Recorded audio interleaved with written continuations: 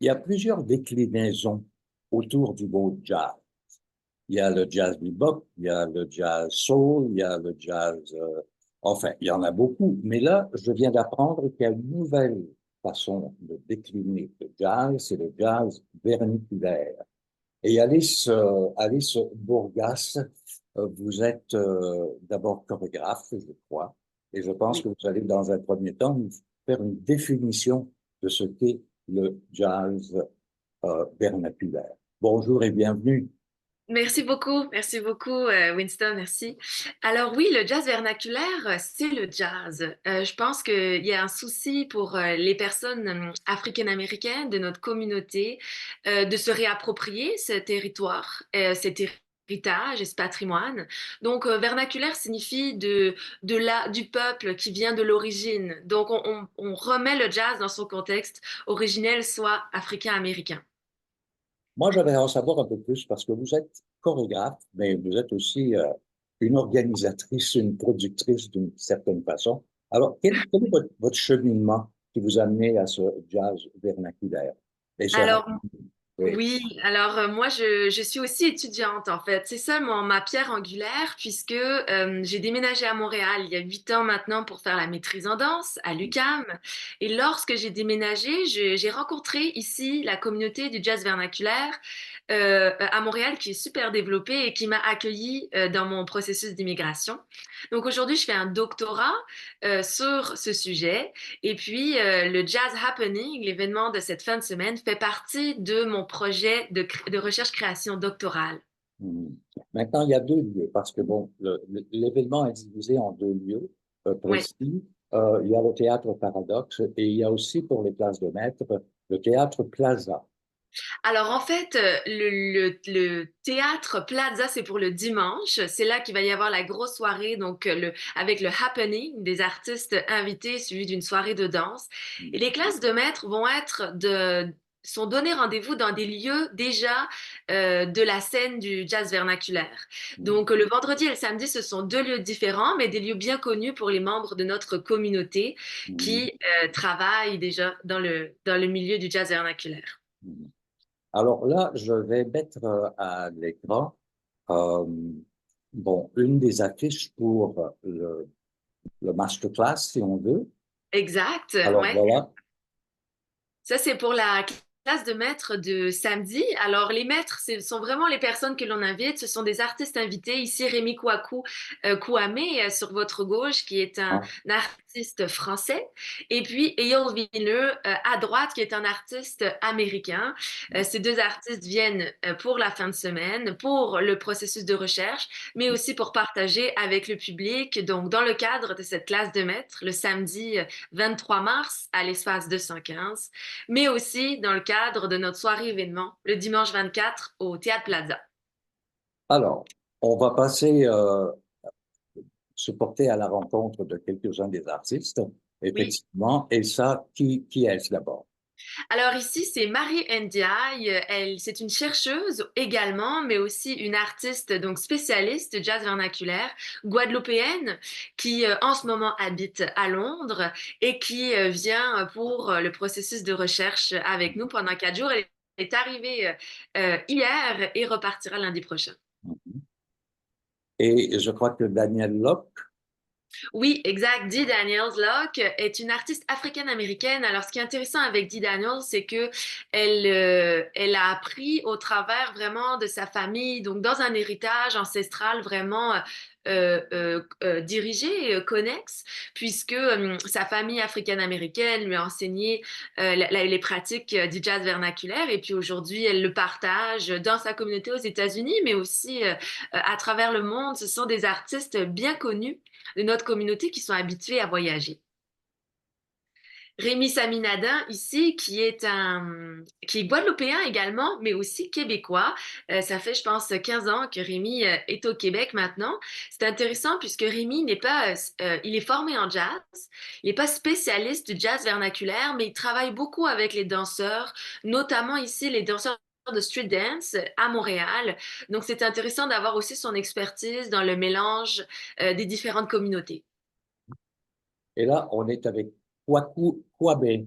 Ouais, Rémi, exactement. Rémi, qui est notre artiste français, franco-ivoirien.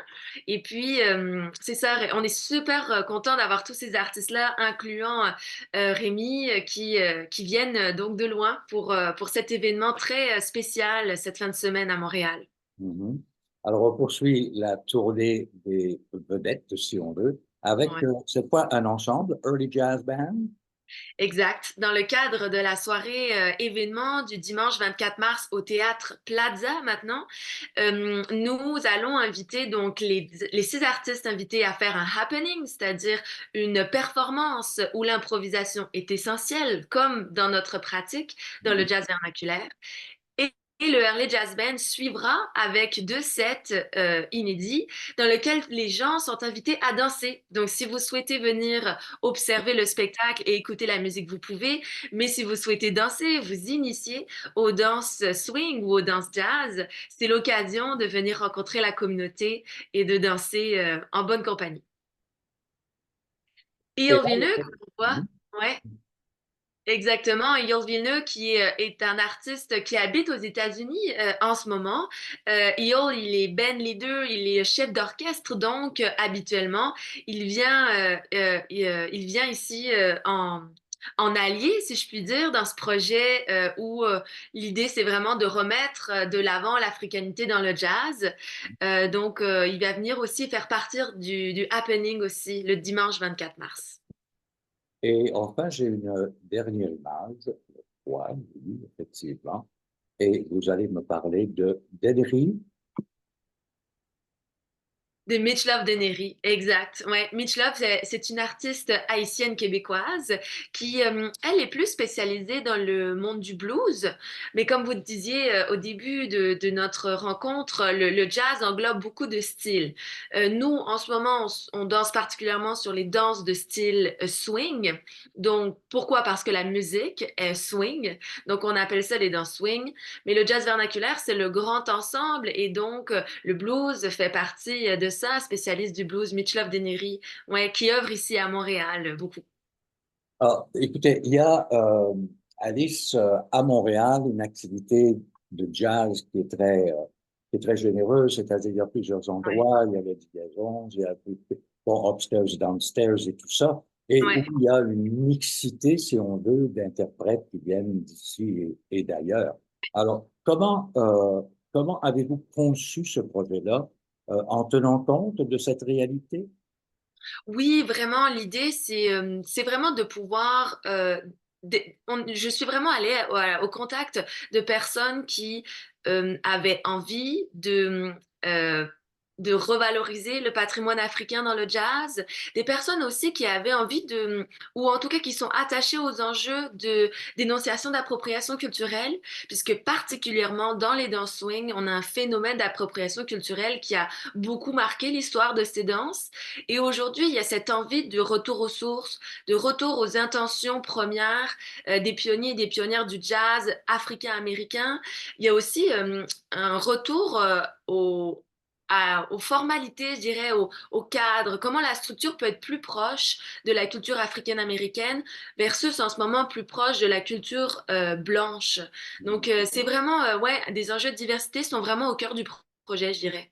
Tu as absolument raison parce que le jazz à Montréal est surtout blanc. Et contrairement les années 50, les années 60, où il y avait d'autres endroits où on pouvait aller voir le jazz en attendant de recevoir le Festival de jazz international ou le Ouais. Festival international de jazz. Et c'est une excellente idée que vous avez eue. Alors écoutez, je vais en conclusion vous laisser nous mettre la table pour ce 24 et pour les jours qui précèdent. Exact. Alors, écoutez, c'est vraiment une invitation de la communauté ici du jazz vernaculaire de Montréal. Donc, sentez-vous vraiment à l'aise de venir nous rejoindre, de venir rencontrer la communauté, de vous initier à la danse, peut-être même de vous initier à ce style de musique. Toutes les curieux, les curieuses sont vraiment invités à venir participer, à danser, à regarder, à rencontrer les personnes présentes. Donc, Est-ce qu'on soyez avec... Ouais.